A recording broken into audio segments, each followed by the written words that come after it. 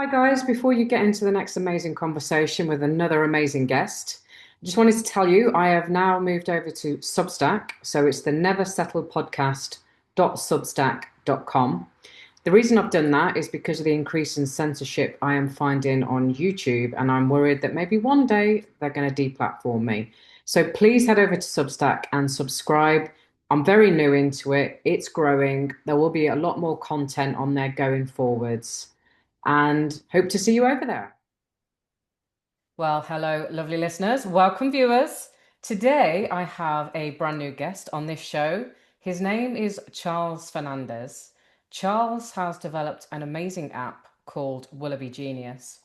And I think Charles is quite new into my world. He was referred to me through a mutual friend, Domenico. There you go, give him a shout out.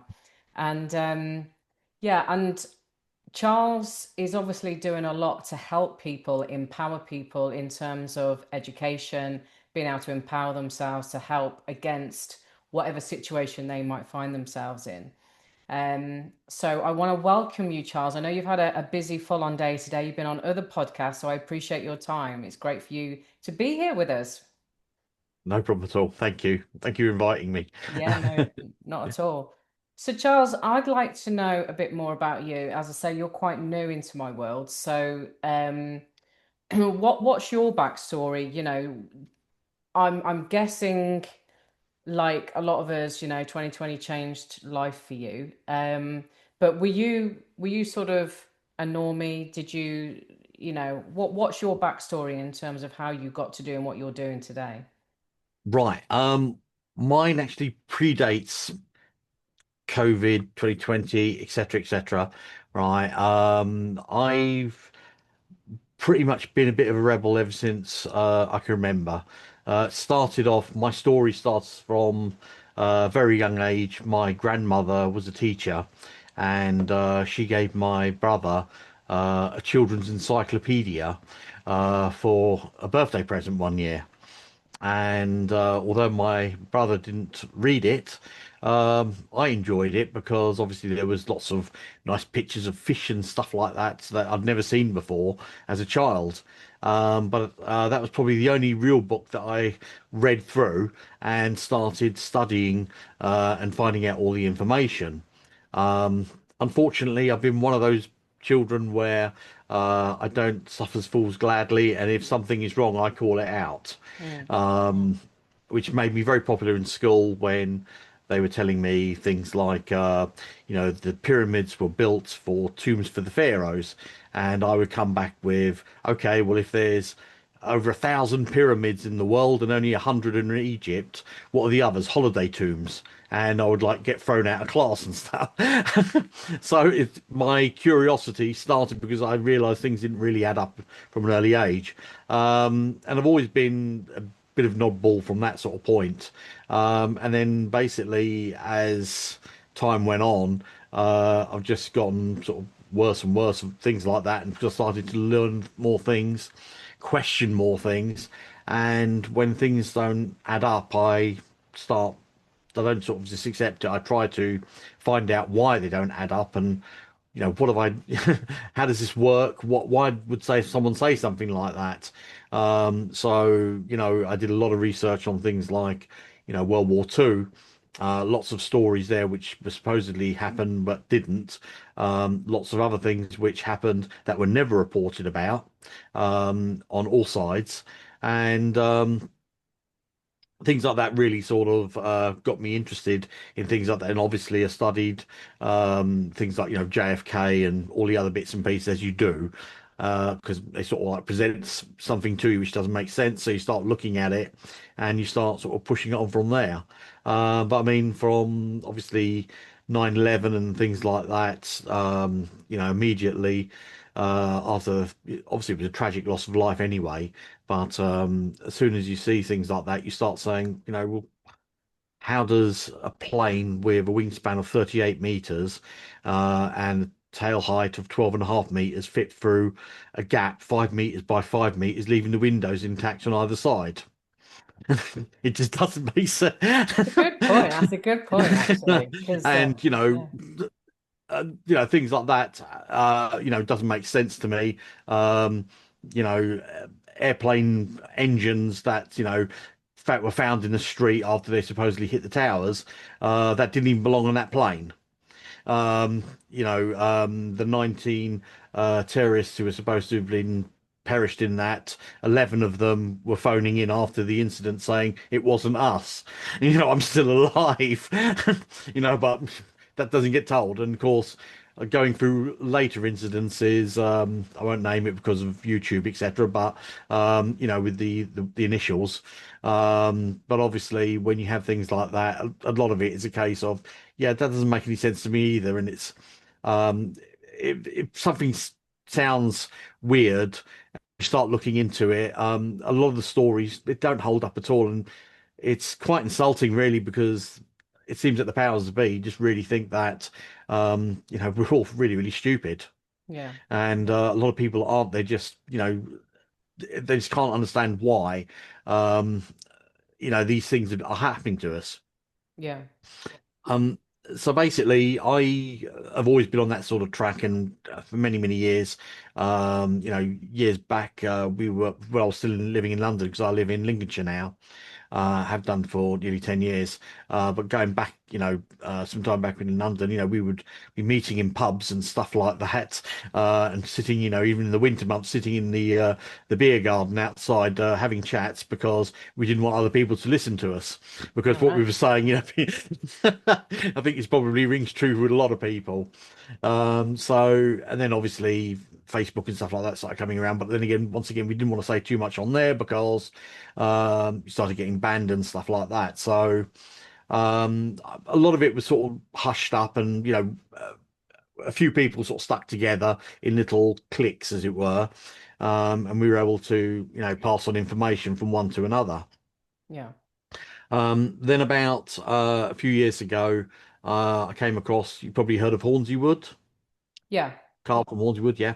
I joined up with Hornsey Wood, Carl and Alex over there, and I listened to their podcast, and they had a missing part which I didn't have, which was about the setting up the dormant company. Right. So I sort of jumped on board with them, learnt what they were doing, and basically tried to take it a little bit further on. By that, they were dealing mainly with the lawful side. I was trying to deal with the legal side, so that try and put together like a series of steps so that anyone can start over here and just basically work your way down, and that will then give you, greater cover. So what made you get into all of that? Because I mean, obviously you've always had an alternative brain. You've always questioned things. You've got that kind of mind. I was thinking about you at school and me at school. I was a good girl at school. I was compliant. I revised. I passed my exams. I did all of that. And even though I've always been alternative, I remember being at school, not really questioning it, but never got on in physics and things like that. It just made no sense to me whatsoever. Um, so what sort of job did you go into and are you still doing that? Is this like a sideline, or has this been your life over the last sort of ten or so years? No, I mean, basically, I was in furniture. I used to manufacture kitchens, bedrooms, bathrooms. I then took on a granite factory as well, and basically used to make granite worktops, bathroom worktops, and then pretty much sold up and decided to retire early. Okay. I lasted about 2.5 weeks retired before my wife told me to get a job, a hobby, or a good divorce lawyer. So, I basically decided to start working with people once again, and I became an energy assessor because it was like the only area of home improvements that I'd never worked in. And I found that okay, and I did that quite well. I also picked up some photography skills as well, so I coupled them both together and became a sort of property photographer, doing EPCs as well, and floor plans and virtual tours and stuff like that. And I did that quite well. In fact, I've been on television a few times with that on the Sarah Beanie show. Oh, cool. Been in newspapers, Sunday Times did a feature on us and stuff like that. Going back a few years. So that went quite well. And then more and more as I was learning more and more about setting up these sort of systems. What I did was oh, it basically happened quite generically. I looked at trying to help a few people, like being on the back of like, Hornsey Woods Group, etc., with Carl and Alex.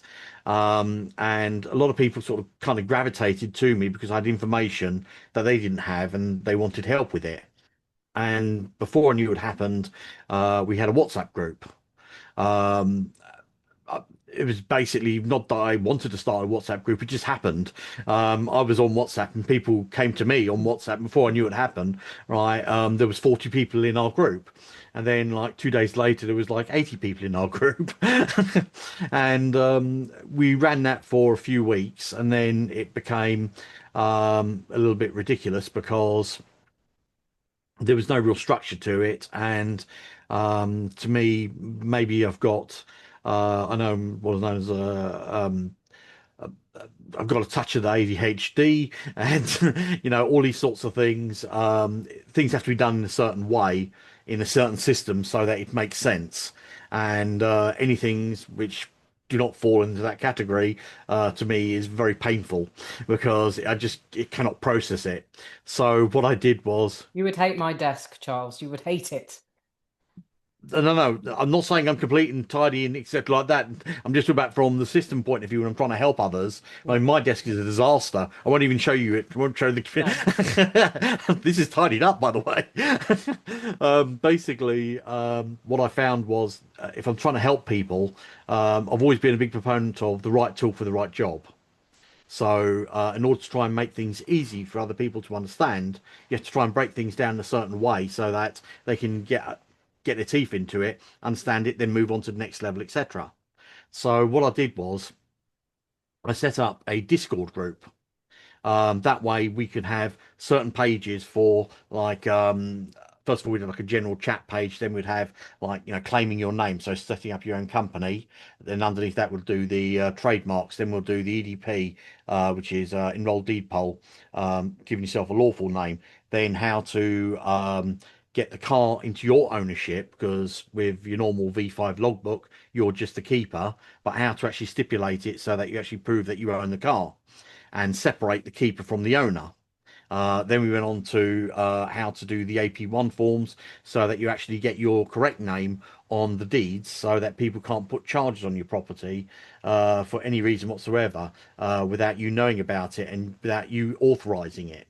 And all those sorts of steps then obviously went to utilities, council tax, and all the other bits and pieces about how to process these sorts of things in a way that people can understand. Um, the big problem that I found when we first started doing this was, well, what happens if you ended up with, say, a policeman stopping you, or a policeman comes to your door, or a bailiff comes to your door, or whatever. All right. What do you say? What are their rules? What can you do? What can't you do? So I had a look at this, and we came up with like a folder. So we had a house folder and a car folder, which basically had what you could say, what you can't say, etc. And that was okay, but it was very restrictive because obviously and the other thing is also um, just because you've got something in print today, it doesn't mean it's accurate tomorrow Yeah. or the next week. So what I did was I put together an app called the Willoughby app, which was sort of Mark One, as it were, which was a bit of a learning curve because I'd never built an app before. Where's the So that name was the from? what Willoughby. Mm. Right, Willoughby is there's a comedian called James Acaster who was on Eight Tata Tin Cats with Jimmy Carr, and he brought on this teddy bear thing, saying this is Willoughby who's taken over my old place in his parents' house. and it was quite a funny sketch that he was talking about, sort of thing. And the name just kind of stuck with me, and it was such a pompous name. I thought I'm going to call this app the Willoughby app. So that's where it came from. Fair enough. It's not I do not have a relative, or it's not my wife's maiden name or anything like that. That's where the name Willoughby came from. Now, the original Willoughby was good. What we did was we managed to create 12 crisis prompts. Now, crisis prompts is, let's say you're driving down the road and the police stop you. You want to be able to find what the rules are, what you can say, what you can't say, what the police can do, what they can't do, etc. Now, obviously, we had that before in the sheets, but we wanted to make sure that it was relevant and also a bit more detail. So you would then click on crisis prompt, say car stop prompt, and it will then come up very quickly with preloaded information stating, under 163 of the Road Traffic Act, the police can stop any vehicle on the roads. Under 164, they can ask for your driving license. Under 165, if you don't have insurance, they can take your car away, etc. Things like also like aid memoirs as well, such as, when the police are there, find out what their collar number is and make a note of it, what station they're from, what their name is, etc., and why they've actually stopped you. All right, so these are the sorts of things that you would, everyone seems to know, but when you're in the heat of the action and a policeman stopped you, or whatever, everyone can forget these sorts of things. Yeah. And so by having it there written, it was made life a lot easier. Now, the Willoughby Mark One app was good, but the problem was it never really had any memory. And so, you go on it today, it was fine, got some answers, but he went on it tomorrow and he didn't know who you were.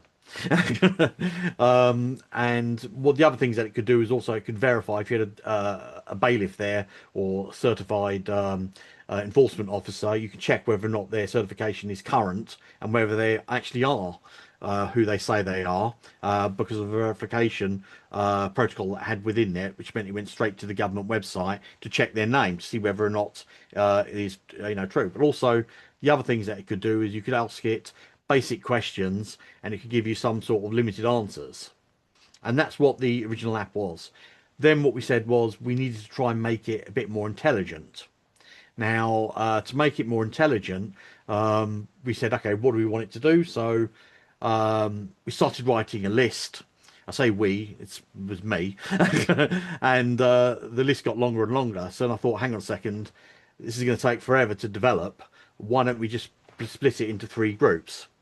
So we had the first one, which is Willoughby Genius, which is out today, which is more for points of crisis. So if you get stopped by the police, police come to your door, bailiffs come to your door, anything like that, you've got something there we can call up the crisis prompts. Now, there are over 400 crisis prompts now that you can just call up automatically, just touch it, and it'll come straight back up to you inside of 10 to 12 seconds.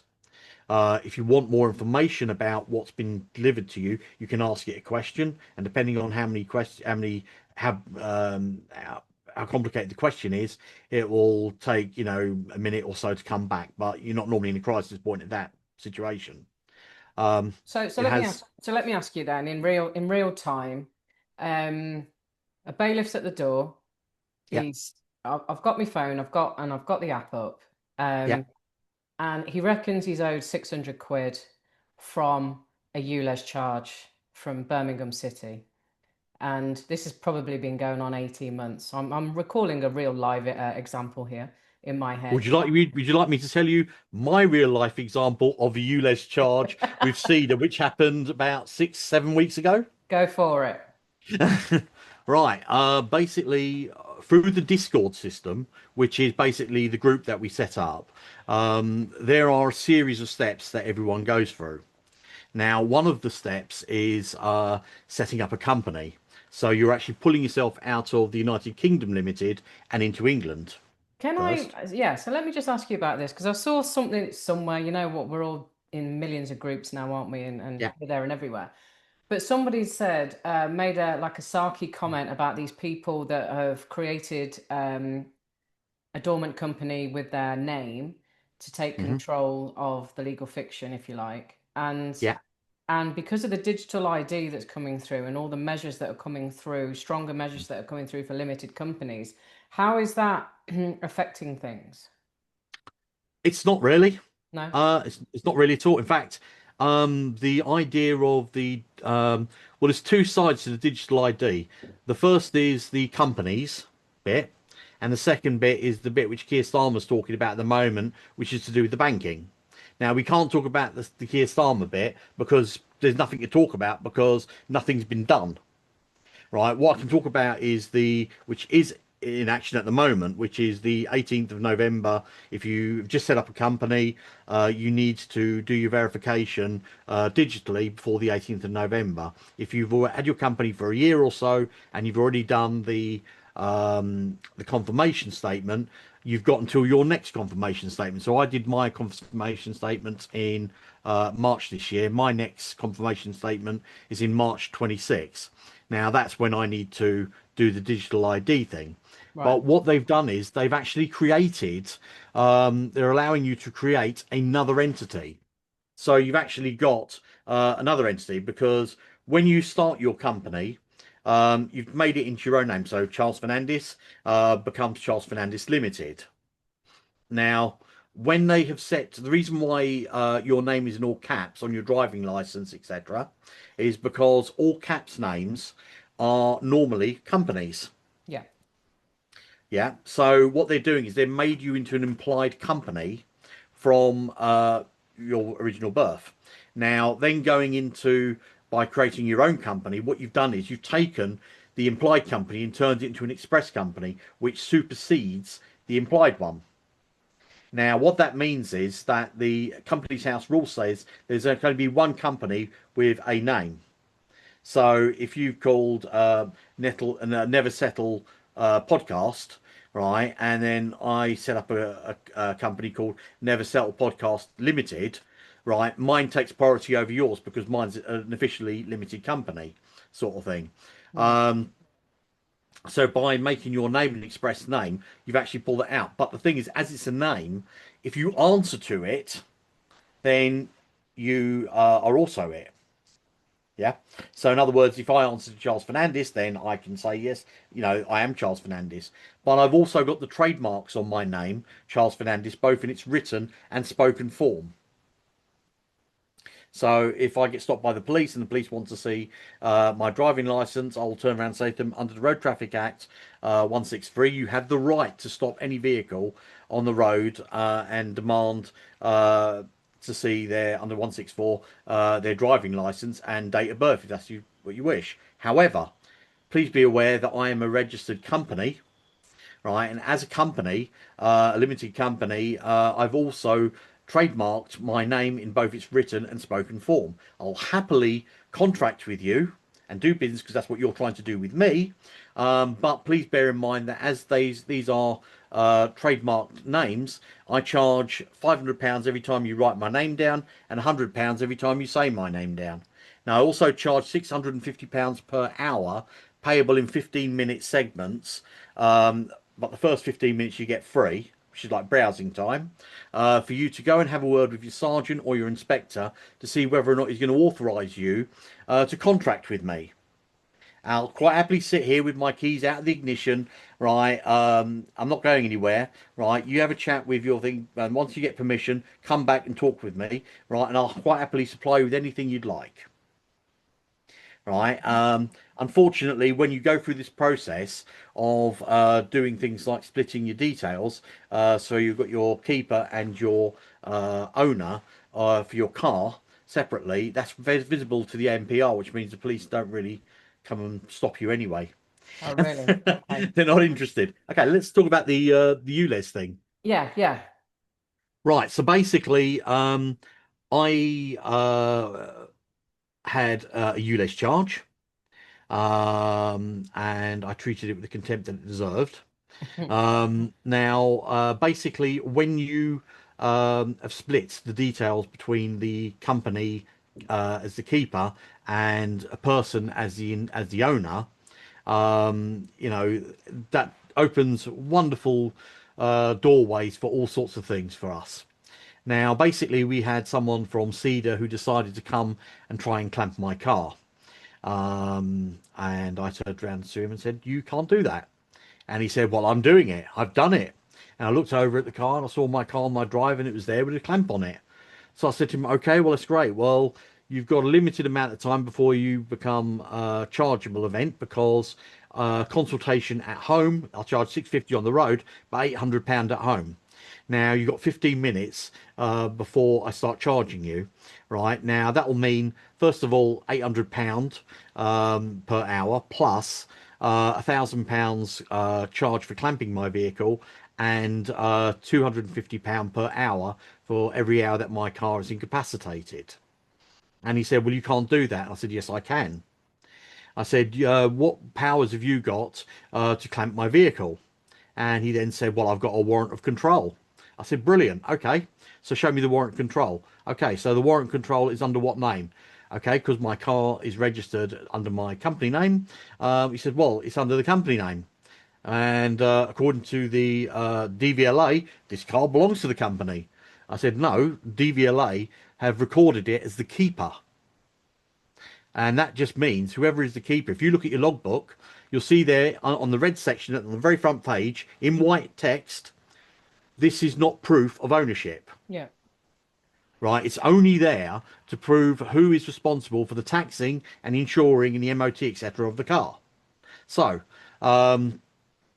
when I said that to the bailiff, he then agreed with me, which I thought, well, you're an idiot because you've just agreed that what you've done is wrong.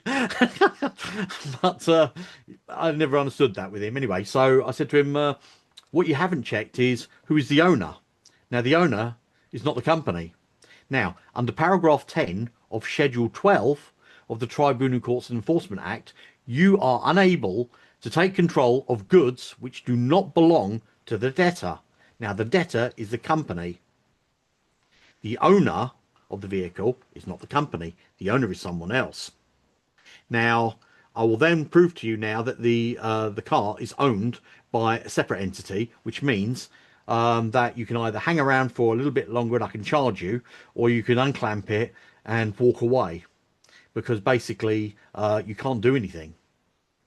Unfortunately, he decided to unclamp it and do the walk of shame. I couldn't Right. charge him.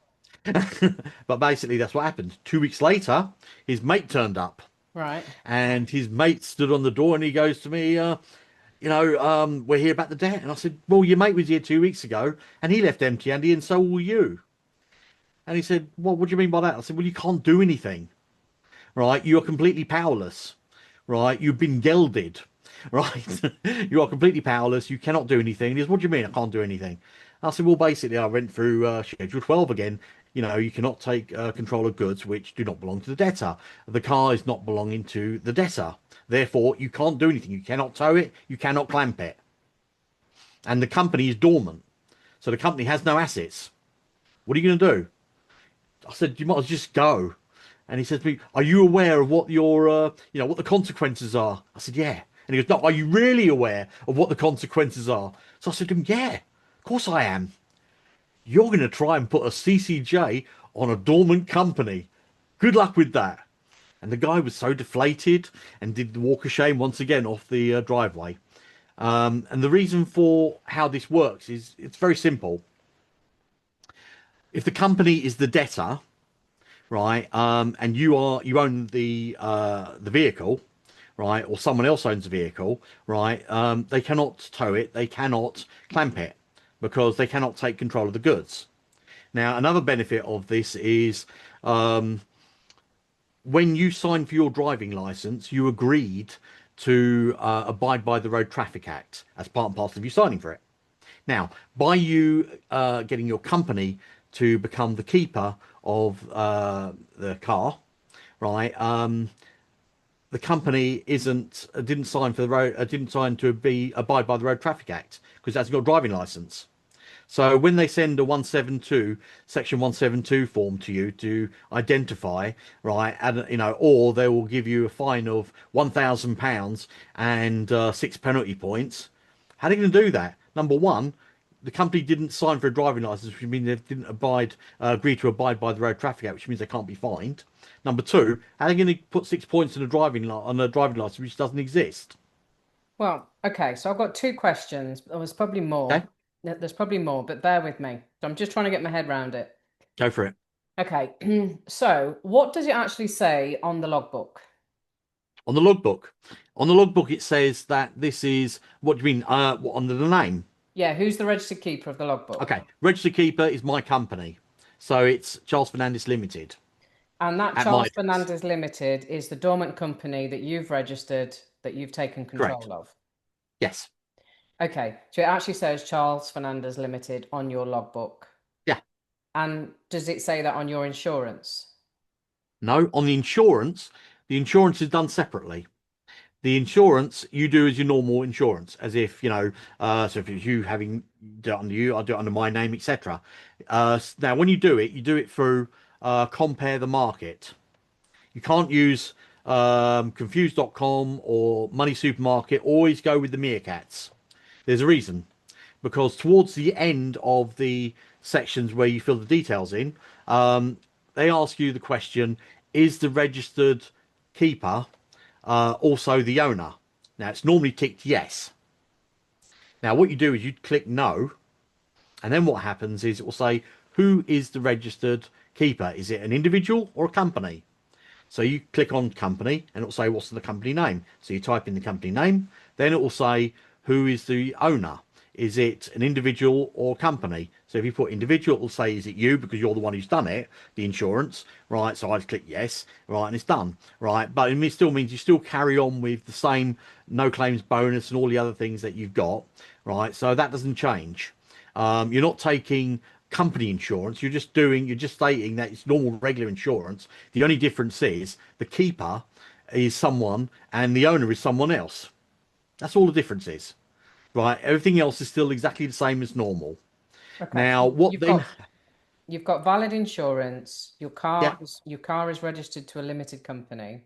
yeah, So with this 172, because this is another thing, just to give you my example, my car is on the logbook is my trust.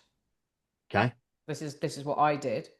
yeah, So they tried to do the 172, the nip to the trust, yeah. and then quickly realized because I wrote back, and then went and did a search on the insurance database, and the only name that came up was mine. So then they issued a new nip in my name. Okay. Right. Because it is, although it's registered in the trust, they shouldn't be able to do that. But I'm not 100% certain on trust because I don't know trust. I know company side, which works, and my side works. But that's a similar thing, right? So because the police are getting annoyed with people like me and you, Yeah. not paying our fines and all the rest of it, um, do they not go, oh, okay, so Charles Fernandez Limited, that's a company, who's the director? Or The company is dormant, first of all, and the director of the company is my trademark name. If they want to put my trademark in prison, then let them. It's a bit of paper. but they could obviously go to the insurance, see you on it, right? Yeah, yeah, they And can. then try and come after you. Yeah, but they can't come after me because, first of all, their rules for GDPR about 172 is we have to let them know who it is, Yeah. right? Now, under their rules, under GDPR, we don't, right? So I don't answer them, right? They get filed in the circular filing cabinet in the kitchen, the one with the pedal. Right. And basically, what then happens is 4 weeks later that you get another one because it's done automated. And then what then happens is a couple of weeks after that, if it's like a camera flash for speeding or whatever, the police take human intervention and they'll get in contact, or they'll only get in contact. They'll realise that it's a dormant company, in which case it doesn't go anywhere. If they try and push it further, how can they do anything? Because they don't have any joinder between the driver, first of all. I mean, it's a different kettle of fish. If I'm doing 35 in a 30 and a policeman is driving behind me and he stops me, you're caught bang to rights. And to be quite honest, if you're caught doing 35 in a 30 with the policeman sitting behind you, right, you deserve to get caught. Right. But I mean, if it's, 2 o'clock in the morning doing 35 in the 30 on an open road where there's nothing there and if camera flashes you or whatever, then obviously it's a different kettle of fish altogether. Not that I'm condoning speeding or dangerous driving, don't get me wrong. Um, but for things like parking tickets and stuff like that, parking tickets, if you're looking at um, ULEZ charges, congestion charges, etc. What will then happen is it'll probably end up going to court or something, and then you'll probably end up with someone coming round to you. And once you then turn around and say, "There's nothing you can do," they just basically go away and they feel a bit gutted because they were hoping to get some money, Yeah. and they basically end up going away. They'll probably still continue to send you the odd letter every now and again, right? But you just treat it with the contempt that it deserves. So when obviously you're very knowledgeable, you've been in this game a while, you've done a lot of education, you've created this app, you know Yeah. how it works inside and out. But in reality, let's say there's Maureen, she's 55, all of a sudden she's got a bailiff at her door for some I can do kind of better than that. go on. We have customers who are in their 80s, Who are what? right? And some of them struggled even to turn the computer on to find the Discord group, right? But basically, on the Discord group, we have various pages for every section, right? Now, every page that you go on to, so if it's a question about, say, trademarks, that's where people write their questions about it. And the rule that we have in our group, it's like a family, right? Originally when we started it, I helped as many people as I could, and people saying to me, "Thank you very much. How can we help you back or whatever?" And I've always said it's very simple, right? What I'm doing for you, the next person that comes along who needs your help, right? Please help them. And of course, everyone's agreed to that. So far now, what happens is someone who's a new person comes in and puts a question in. Normally, before I've even seen the question, about 5 people have already answered it, right? Because everyone's trying to help each other. And we have that loving sort of community there, right? It also means that you're no longer alone because when you're on this path, it feels that you are completely on your own.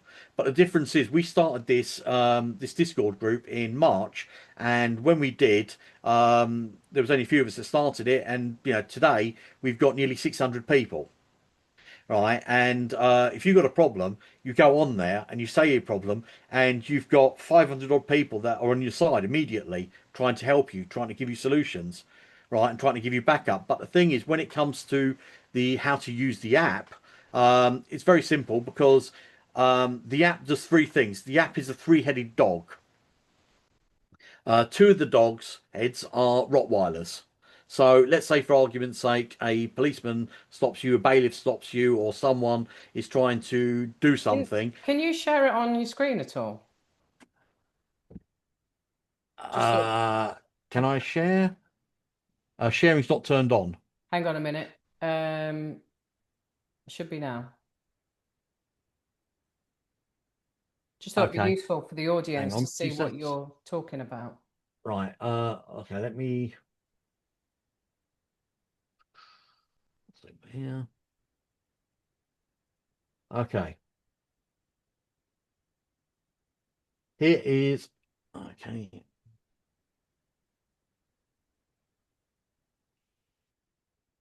Okay. Can you see this?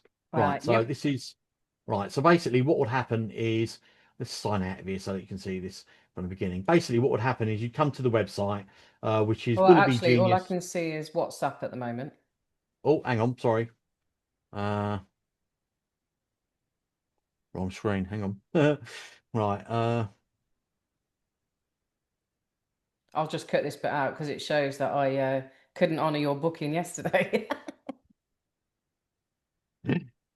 Right. Okay. So yeah. Okay. Can you see that? Yeah. Right. Okay. This is the app. Basically, what happens is when you come to sign in, you would use this button here. If you're going to sign up for the first time, you would sign up there. Yeah. Uh, when you sign up here, the difference between a sign up and sign in is just basically sign in for regular people who have already signed up before, and sign up here. It gives you your name, email address, create a password, and if you've got a sponsors code, the sponsors code goes in there, and hit submit. The app is £25 a month. Um, what We are actually banned from um, Stripe and PayPal Wow. because on because when we made Willoughby Genius, we made it very, very strong and very, very powerful. In fact, before we go on to this, if I can just dive back into explaining about the app so you've got a bit more of a feel.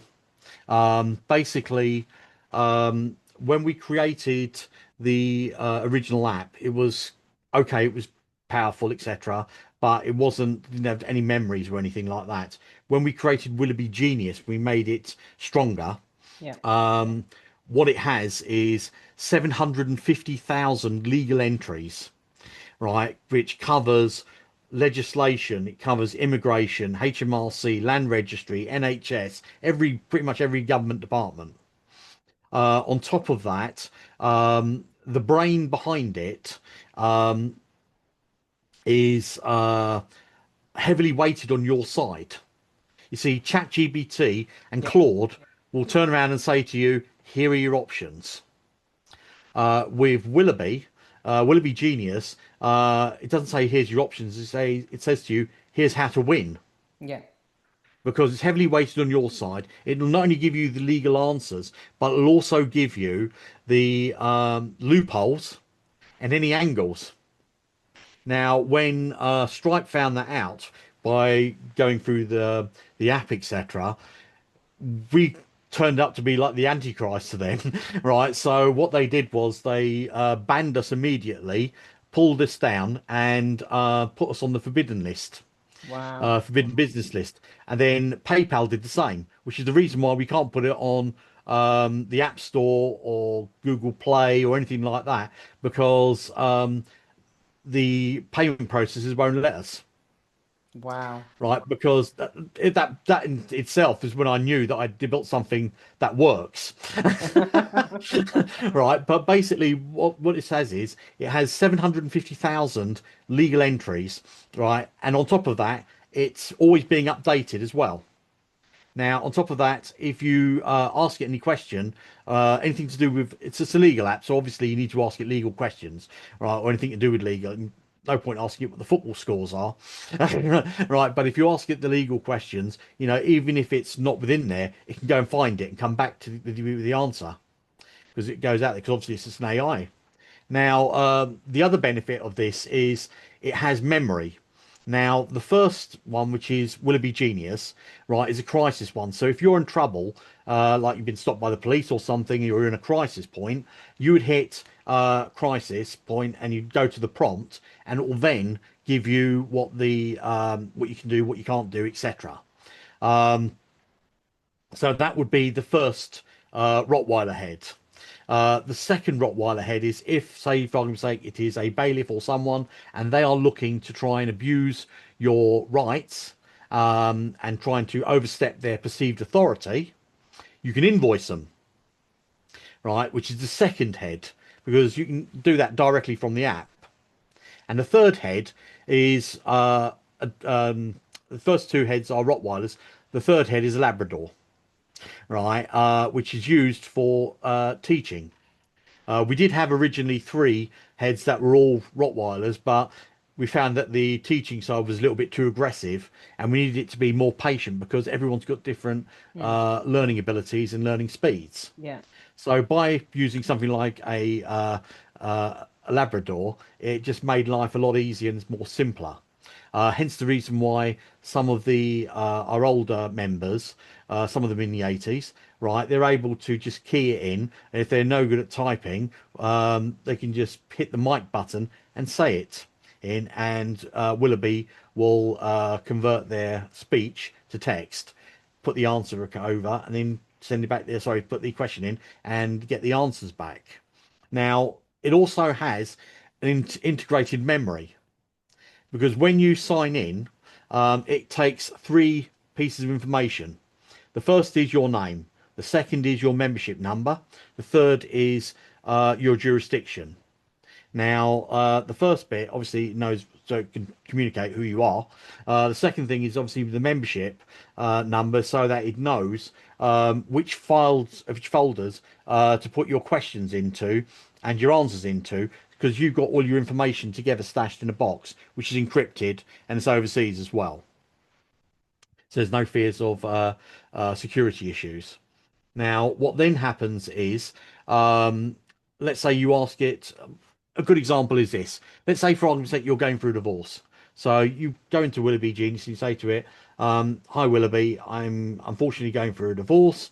Can you tell me what I should be doing, what my first step should be, etc." And Willoughby will then come back with the answer. It's got family law as well in there as well.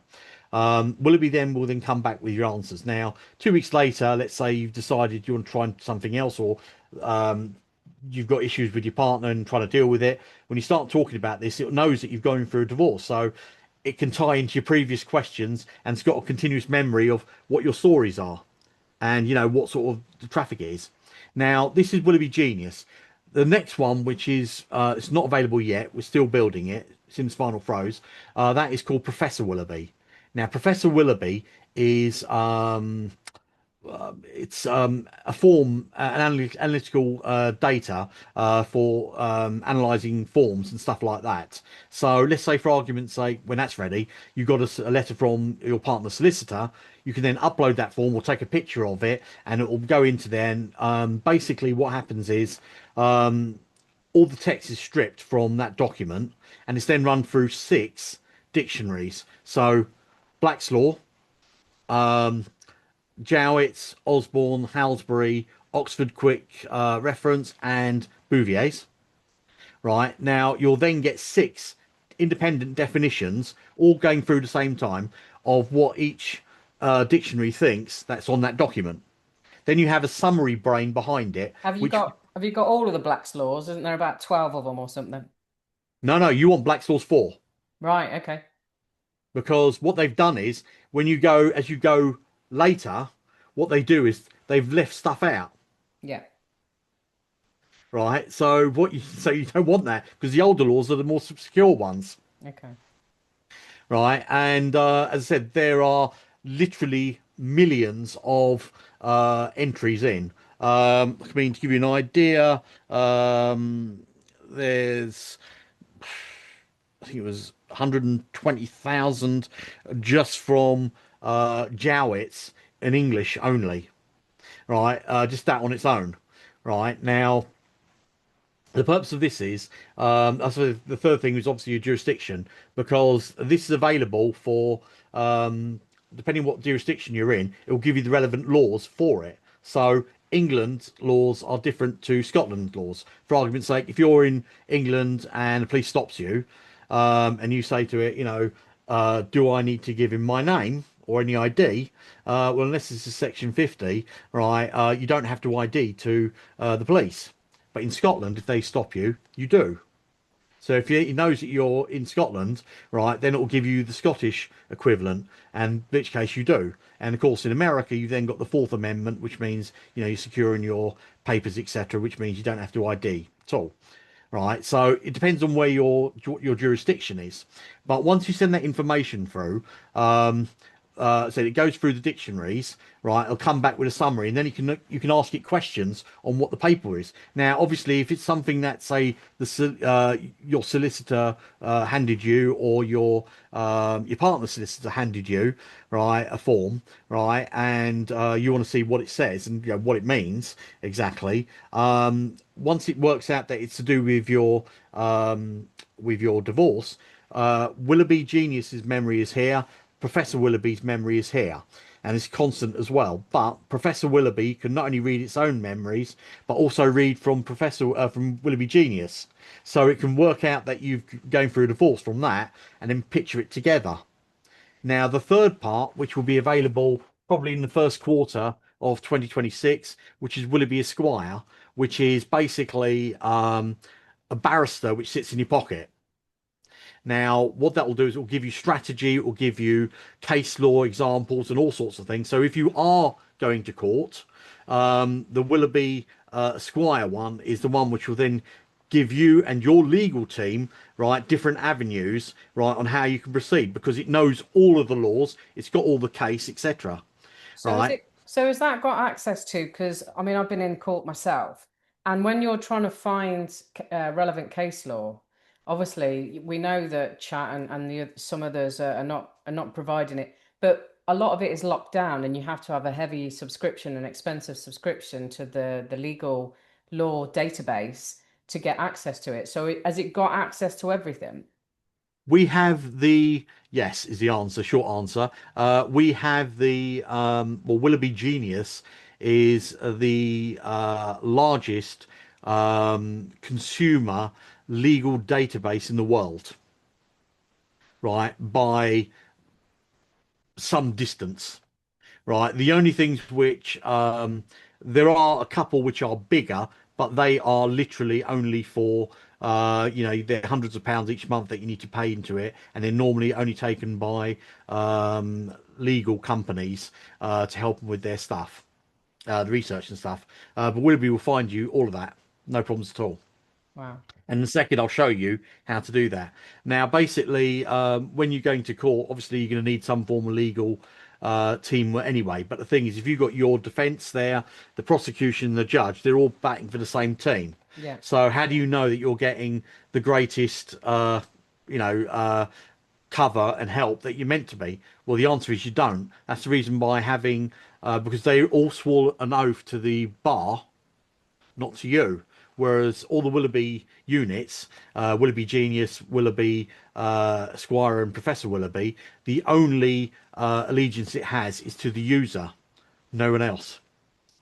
You see, so that's the reason why it obviously it helps you. Now, obviously, the people that are on the Discord group, right, when they come over, there's lots of things, we're doing this, we're doing that, we're not paying council tax, etc., utility bills, etc. They're all being dealt with. But the thing is, they want to know how to do this and are they going to be in trouble? Or there's lots of questions that people have and they've got lots of panic, right? And that's the reason why we have the app, because the app will then teach them how to do things, Well, right? And also that it tells them the law. that's amazing. Going back to when I said, that Margaret who's 55 or whatever, if she's at the door and she's got her phone in her hand Yeah, and she's panicking, this might be let's her do it. first. Let's do it. This might be her first interaction with a bailiff at the door. Yeah. Well, to be quite honest, whether it's the first interaction or the 10th interaction, right, when you're dealing with a bailiff, right, it's something which you're not usual in most cases, and it can be very worrying. So what we'll do here is let's pretend that we're going to sign in here. Let's say that we are uh, John Henry Doe, and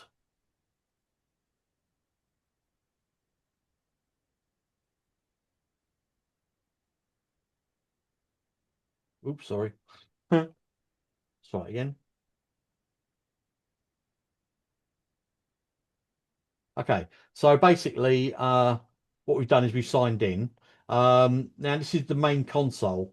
Now everyone, when they sign in, it's as I was saying to you earlier, it was £25 for a person's membership. Yeah. Now, if you're married, you both need one individually because you'll see why in a second. Now, rather than paying £50 for a joint membership for a husband and wife, say. It's £25, but if you've got a partner to join as well, right, they only pay 12.50.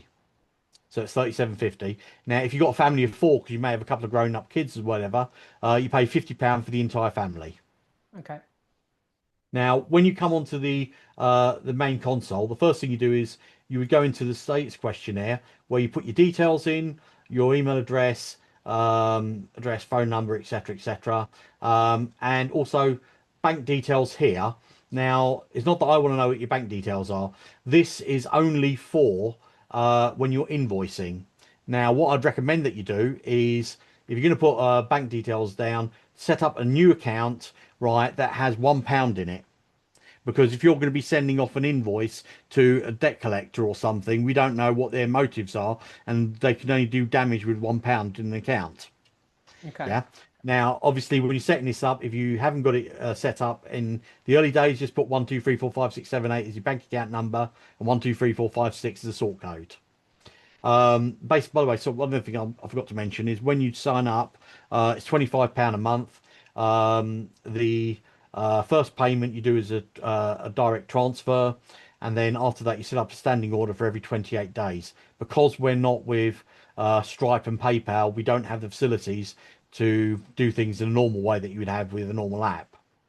Once you finish this, sorry, you've done that and you go into the status questionnaire, put your details in here. If you've got your written trademark numbers over here, spoken trademark, and obviously company registration numbers, you can tick off other elements that you've done, such as purchase the name, you've changed utility meters, you've got the correct signage up at your property, etc. Then hit save. Once that's done, it will come up saved. Can I just say Yeah. something? Yeah. Private citizen progress. Yeah. Citizen, lowest rung on the ladder. Pleb. Actually, whether or not I don't like going through the word sovereign. Citizen is just basically it really makes a difference as far as I'm concerned. I know some people may take offense to that, but to me it really makes a difference. I live in the private, and I only interact when you're doing this. I can interact with the legal at will. So in other words, I'm sitting at home, I'm in the private. If I want to get in the car and drive somewhere, I'm using my driving license, which means I'm going into the legal. If I go into the petrol station, I'm using a bank card, which means I'm going into the legal. But then when I come home, I'm going back into the private. I interact on both sides as I see fit and how I wish to do it. Um, so because I'm in private most of the time. Yeah. Hence the reason why it didn't bother me. Sorry if Yeah. that's taking offence. Yeah, no. Right, So going back. yeah, go on.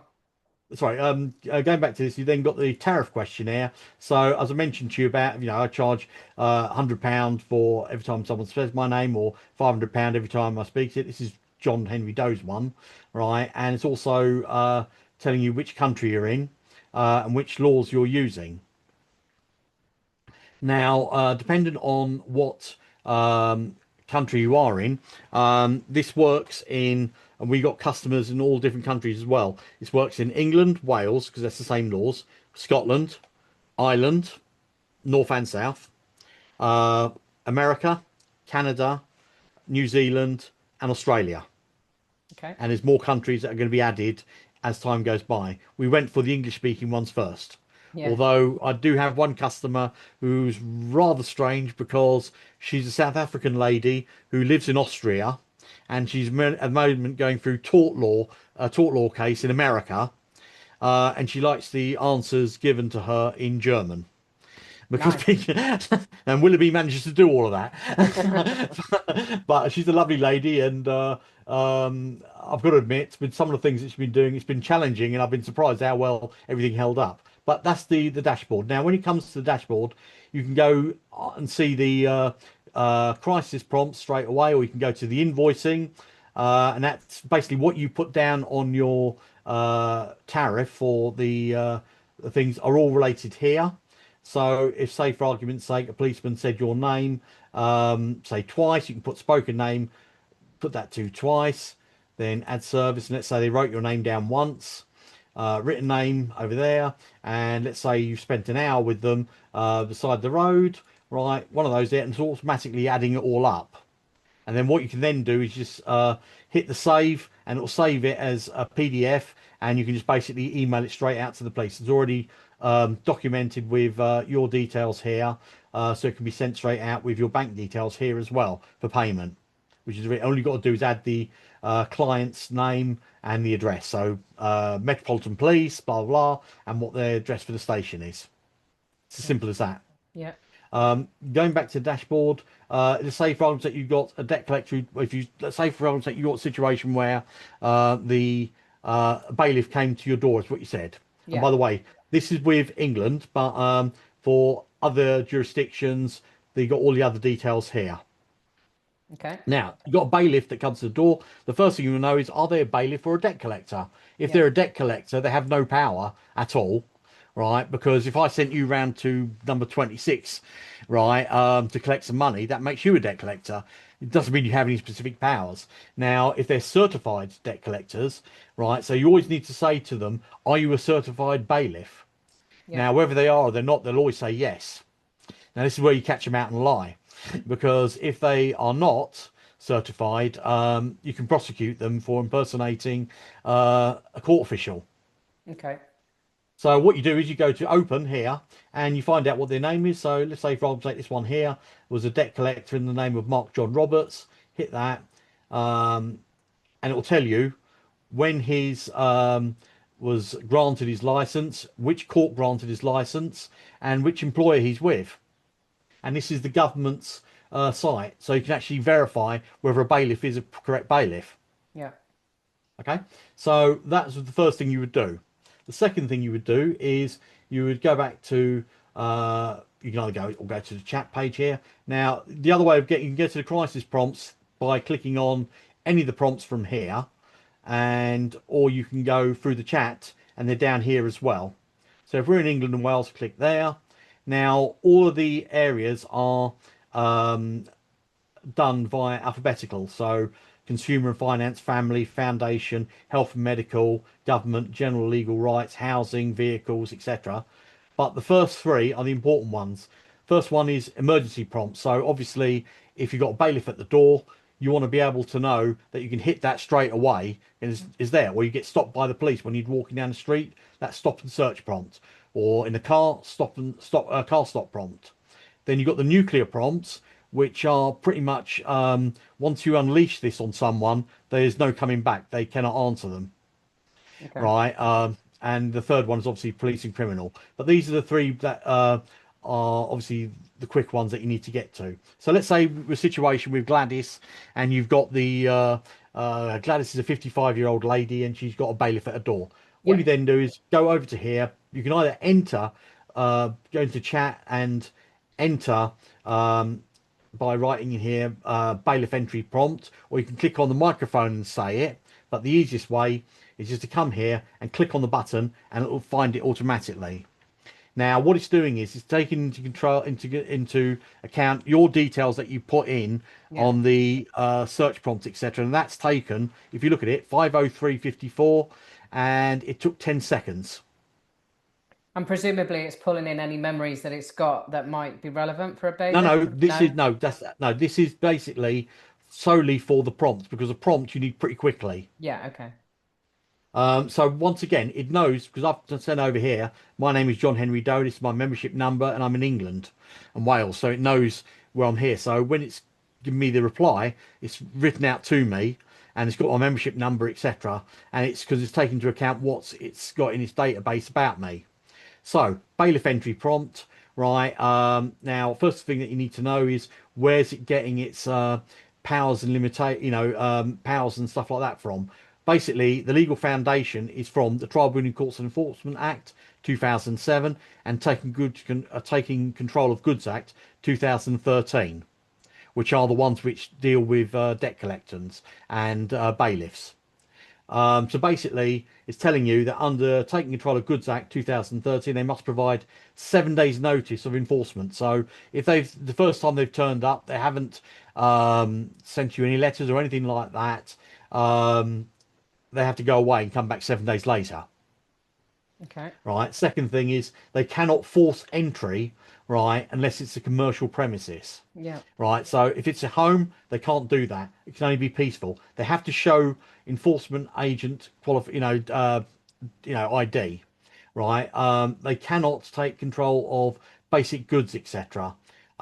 They can only turn up, between 6 a.m. and 9 p.m. Monday to Saturday. They can't turn up on a Sunday. There's the certain rules that they have over there. Things that they can do. They have to show liability orders, and obviously they need to show confirmation of debt, legitimacy, and the amount. And obviously, there's other bits and pieces in here, such as right to challenge liability orders, etc., etc. Now, because it's showing here that this is a trademark, etc., and it knows it's me, right? It's pulled in from the details about the trademark and licensing agreements over here. So, is that paperwork in my name? Okay, well then, how did you get the licensing agreement, right, to interact with a trademark name? Right, then it's obviously telling you, what you can charge, etc. And you've got all the various bits and pieces from there.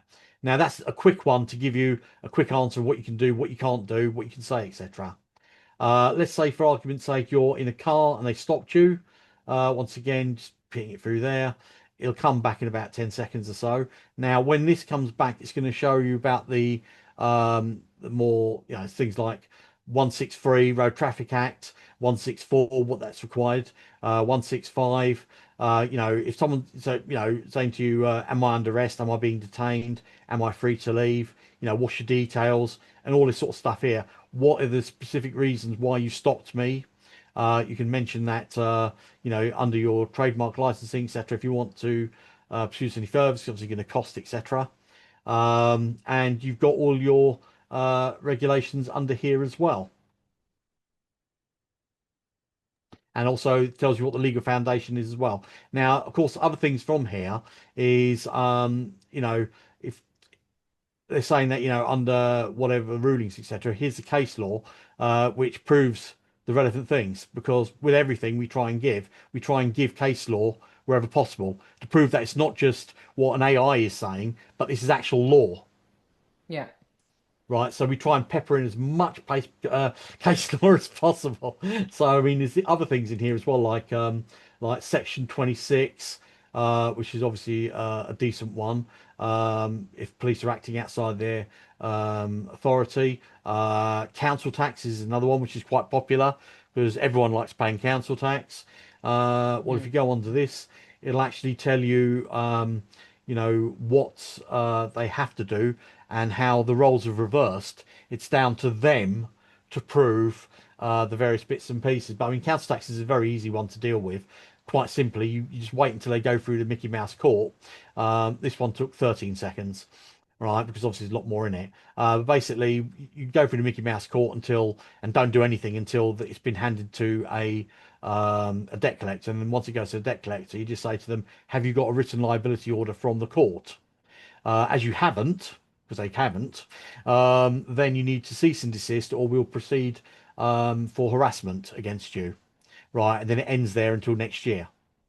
But what about when, I've had this myself, so it goes to maybe two or three enforcement places or debt collectors. Yeah, it's fine. What happens It is, always, yeah, but it goes back to the council, and then the council will either try and put a charge and order on or a okay, bankruptcy or if you whatever. followed our system, right, you can't put a charging order on a property, right, if you have done the EDP and you've followed our system. Because if you followed our system, it prevents. See, you've got a property, right? I can go to Northampton Court and say Mel owes me £5,000. I've not got to prove it, right? But I say that you owe me £5,000 and therefore I want to put a charge on your property. They'll say it's going to cost you 50 something pounds or whatever.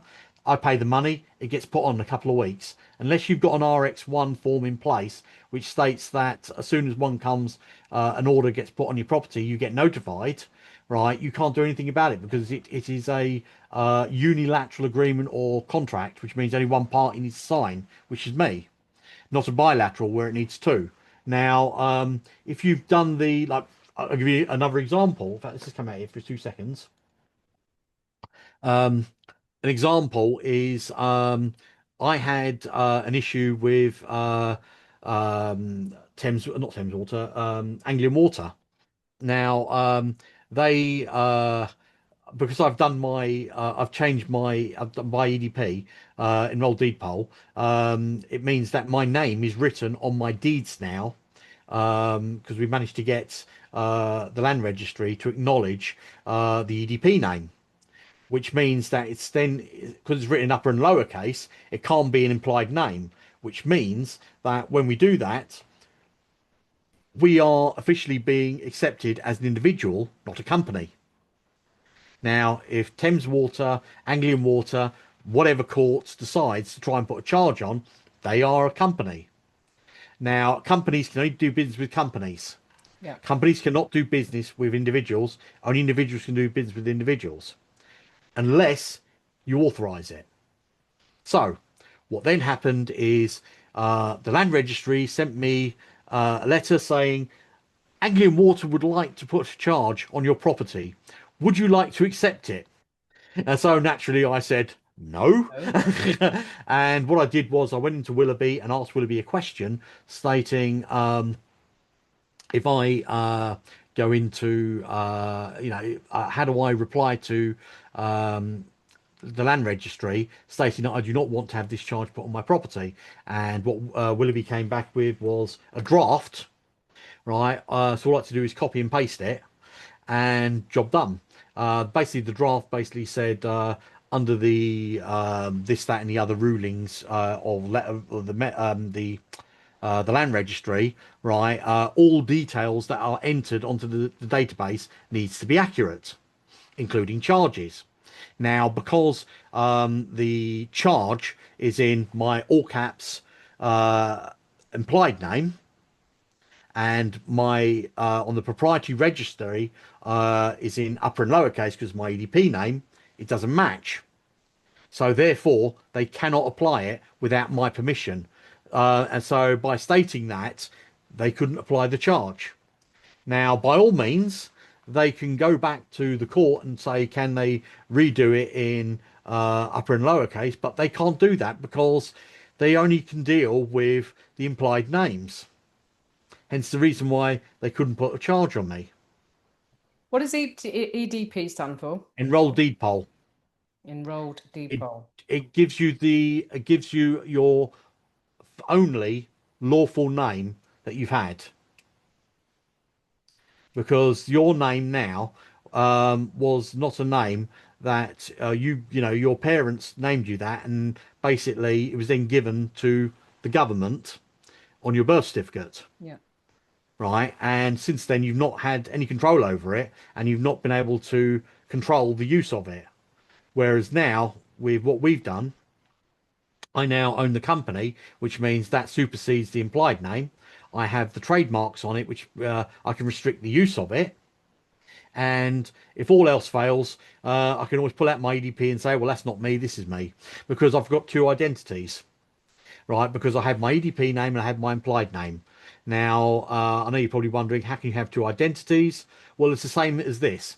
If you've got a blue car today and tomorrow you buy a red car, I can't say to you, you can't drive the blue car anymore because you've now got the red car, right? They're your cars. You can drive whichever car you choose. They're both yours. Well, likewise, for my implied name, I have the company registered, right? I have the trademark registration on that in my name. I also have my driving license in that name, and I have a bank account in that name. How much more ID do I need for my implied? For my EDP, I've got the passport in that name. I also have the documents from the Royal Courts of Justice, which states that's my name, which is one of the highest courts in the land. And I also got a bank account in that name. So I can pick and choose which one I want to be. Okay. Now, to go back to your earlier question about the ID thing, right? If someone comes to my door and says, are you Charles Fernandez? I'll say, which one do you want? Is it the limited company? Can't be, because it doesn't have limited on your paperwork at the end. Is it the my EDP name? It can't be, because that's an individual and you're a company. Companies can't deal with individuals.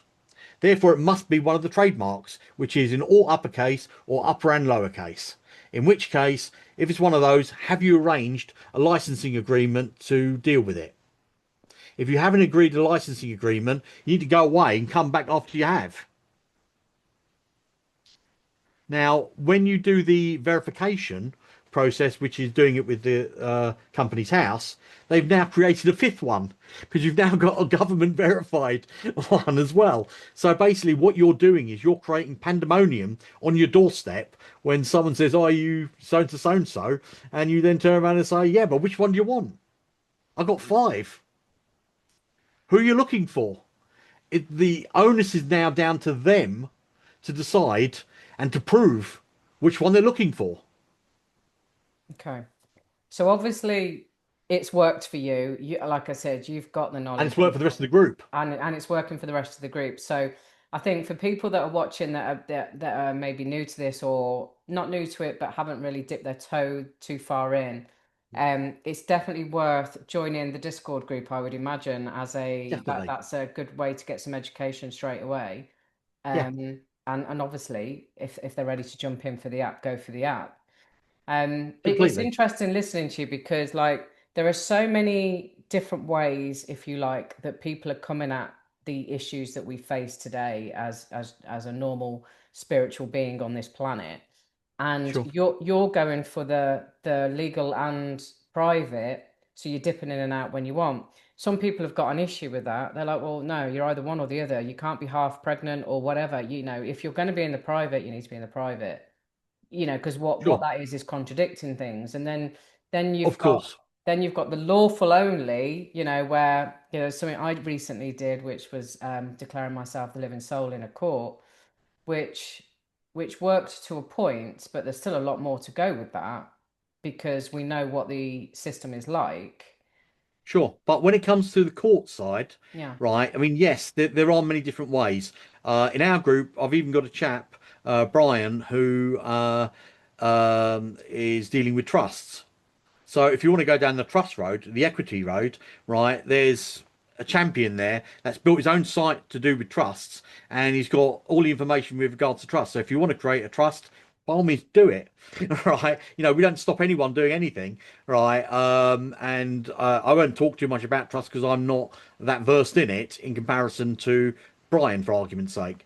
So, you know, pointing me towards Brian, we've got all different like champions for various pages, right? That have done that quite a few times or whatever. So they know it backwards, the system, right? They're great for doing it, and you know, in a lot of cases, you know, everyone's pretty much done it and everyone can help everyone, right? But we try to do things in a way so that it works as best for people. However, when you follow our system, if you are going into a situation where, let's say for argument's sake, you've been given a summons, and now obviously we're not talking about anything which is to do with the natural laws, like I mean, you know, do no harm to anyone, do no harm to anyone's property, and don't act mischievously in commerce, right? So as long as it's not one of those, and we're talking about a normal statute or act, like a parking fine or whatever, and if you have been summoned to court, right, you know, you don't even have to go to court because what they're looking for is the implied name. So if you just basically send them the certificate of incorporation, which is your company name, you've superseded what they want, right? And basically, you've then given them the company name. If they want to put the company name in prison, they can, right? But it's nothing to do with you, right? If they do kidnap you and take you to court, well then there's going to be a bit of an issue there because when the first thing they'll ask you is, in my case, they would say to me, am I Charles Fernandez?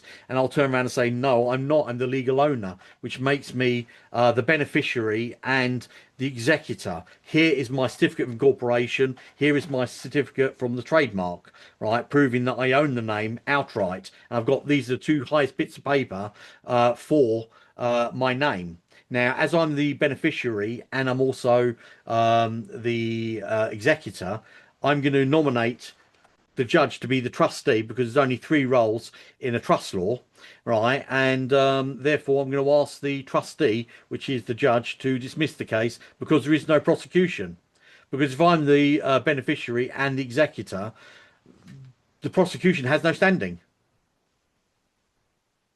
Okay. Have you done that? Have That's you been in court?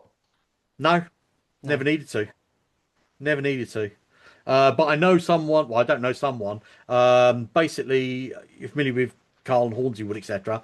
There was a guy in that group who Carl knows, and they told the story there where he went into court and basically when they said, you know, I'm not the a name, I'm the owner of the name, and basically the CPS stood up and basically shut the case down immediately. Because I'd never get what I just said to you just now. I'd never get that out in court because the clerk of the court will probably stand up immediately and stop the case Yeah. because they don't want the judge embarrassed and they don't want them being belittled like that. But because we're basically saying we know how this is being played. Yeah. Now, as I said, that's one road. The trust road going down the equity side is another road totally, right? And I'm saying, there's no perfect one way to do everything, right? There are a number of different ways. Now, I say personally that you can't live totally in lawfully or in the private because how you do that if you have to live in you have to have elements where you live in both worlds because okay, so how do you pay for stuff? You want to book a holiday, right? How are you going to book a flight, with pound notes, right? You'd have to use a credit card or something, right? Okay, so you go on holiday, right? You know, and you haven't got a driving license with you because you've given it away or you don't believe in it, and you want to hire a car. What are you supposed to say to the guy who wants? It's the guy in Spain who wants to hire you a car. And you say, "I'm traveling only," right? That's not going to work. You have to, you know, you have to use what you feel works for you and what doesn't, Yeah. right? And I, if I'm, driving to Tesco's with the wife, right, I could say that I'm traveling, right? If I want to, right, in my conveyance, and it's not a car, right? Obviously, if I'm doing some form of work or whatever, that's a different kettle of fish altogether, right? But you've got to pick whatever works for you. But I don't think that there is one size which kind of fits all. And I mean that's the reason why I say living in the private and living in the legal gives you can dip in and out, suit what suits you, Yeah. right? And they're in the commerce world, which is all to do with fining and stuff like that. So the reason why I use this is to turn it round on them Mm. and hit them with fines. I mean, what I wanted to show you was the council tax situation here, if I may. Um, the council tax, what we're doing here is I've done the council tax prompt here. Now, this is the nuclear one, which basically it's pulling from, the Wayne Leighton court case, etc., against Yeah. Bisto and Suter. It's giving you all the acts across here, and obviously the case law from the Leighton case, because many people have heard of it, but not many people understand exactly what it means and how they can get around it, etc. Yeah. But if you're in this sort of situation, you've got all the information here, what they can do, how the burden of proof is reversed, right? How they then have to prove that things are lawful, right?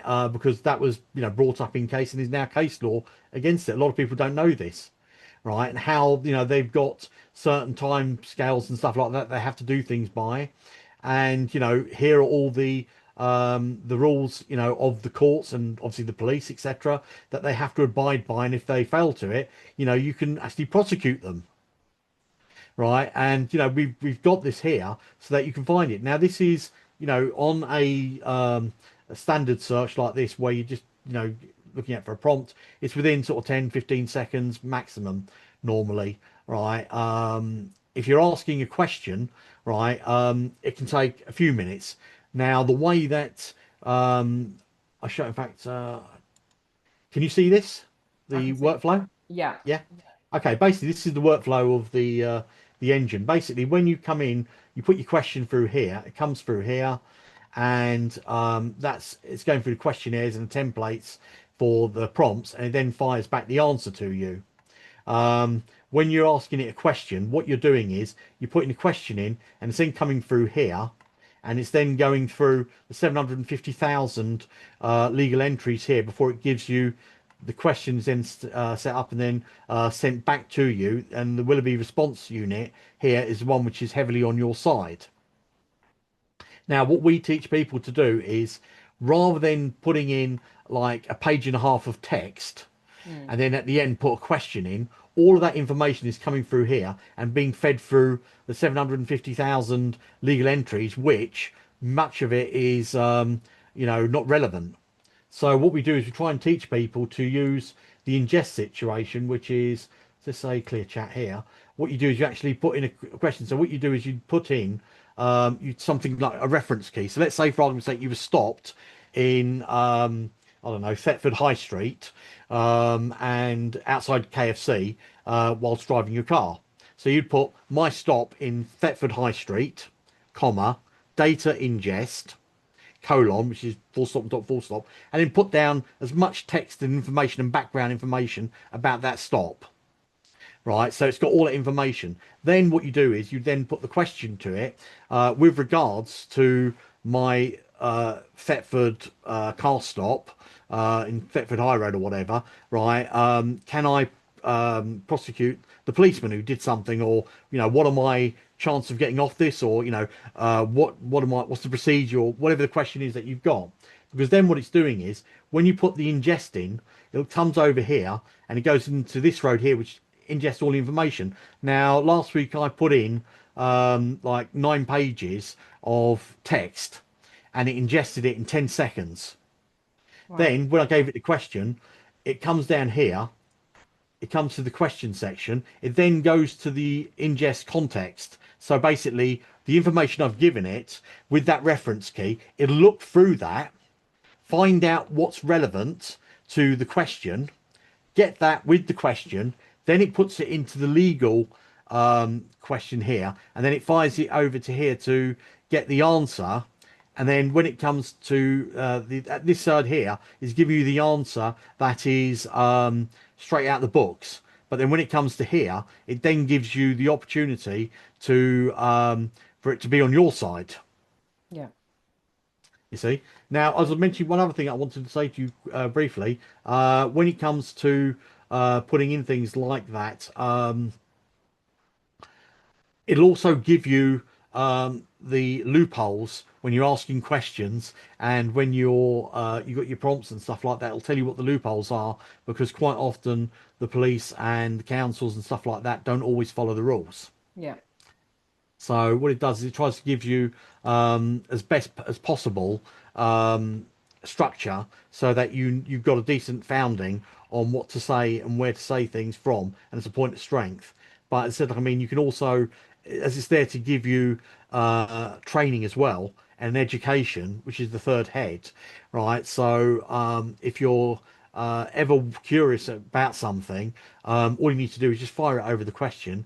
It'll take probably a couple of minutes to come back. In some cases, where you're getting a real heavy question, right, it can take 3, 4, even 5, 6 minutes, right? But when it comes back, what it's coming back is some very heavy question, answers. I mean, literally page long answers, and ways forward. A friend of mine was going through an incident with the NHS, where she was being a contract had finished, and they wanted to try and change the rules on her. And then what she did was she put the details into Willoughby, and it then came back with what the NHS, the code of practices, what employment law code of practices are, etc., where they fell down and they didn't do this, that, and the other. So then when she went to the meeting, she was able to quote everything under this statute and this statute, etc., what had happened. And also she was owed X amount of money because, so much of holiday pay and stuff like that was outstanding, right? And, the HR person was just left there, with their mouth gasping open, saying, where are you getting this information from, right? Because she just basically got snookered, and Yeah. that's just one case. There's lots of people here who, in our group, in our Discord group, who have had issues with council tax and really, really worried. Don't worry about this. Just do it this way, right? They've been dealt with, right? Everything was dealt with nice and quick and easy, right? And it's a very, very simple way to do things. And not only that, there's the other thing is you're not on your own, right? If you are worried about because you've got bailiffs, or you've got you're in trouble about something, talk to someone here, right? If nothing else, we're a shoulder, right, to talk to and sound out some ideas, right, so that you've got nearly 600 people on your side. Yeah. Yeah. Absolutely. Well, I love the ethos. It's amazing what you've put together there. Thank I you. mean, I use chat, and I know there's better AIs out there now, and I've bookmarked them. I can't remember what they're called right now, but we know that it's programmed to not give us what we're looking for. We Yeah. know that it's being belligerent, and it's telling us untruths as per the establishment. So to have something like Willoughby, which is on the right side of the law as far as we're It's on concerned, your side. exactly, gives you a lot of confidence and a lot of trust that you don't have in the current engines that are running through things like chat. So that's Yeah. amazing, and the fact that you've built this community as well is even better because, like you said, it is a very lonely place. Where can They go people? hand in hand. Yeah, exactly. Yeah. So where can people? What's your link for the to get Okay. the website? Um, the um, the Discord app, first of all, Yeah. I've sent you the link. On if you go to the WhatsApp, you'll see there's a link there for Yeah, I've got that. the Yeah. yeah, the for what Discord. Also, there is to go to the if you can put the app web address, it's www.willoughbygenius.com. Yeah. Perfect. Go on there and it's basically sign up, and it's simple as that Yeah. to get on. But I mean, if you join the Discord first, right?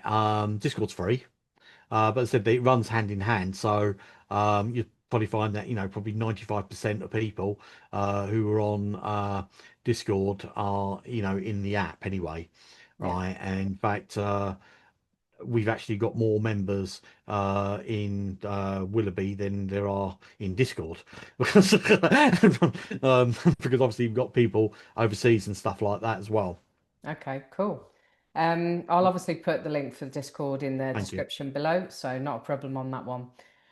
Well, it's been enlightening. I wish I'd known about this app 18 months ago when I started my court journey. Because I mean I've gone on many different tangents in Yeah. terms of which way to go and all of that. But when I was fully in the legal, and I know I still have to use the legal stuff, because we're dealing with a corrupt system, and you've got to Yeah. know what you're talking about. Well, to as much as you can do anyway. And having something like this is like your best mate in your pocket, isn't it? And Completely. when you're trying to get the information and you're getting roadblocked on Google or chat or whatever it might be, you know that you're going to get the correct answer that you're looking for, and probably a shed load more on top. So Yeah, I mean, as they say with ChatGPT and Claude, they say here what your options are. With Willoughby, it's focused on trying to help you win. So yeah, Willoughby would say, here's how to win yeah, because it's designed that way and yeah, designed to look for the loopholes.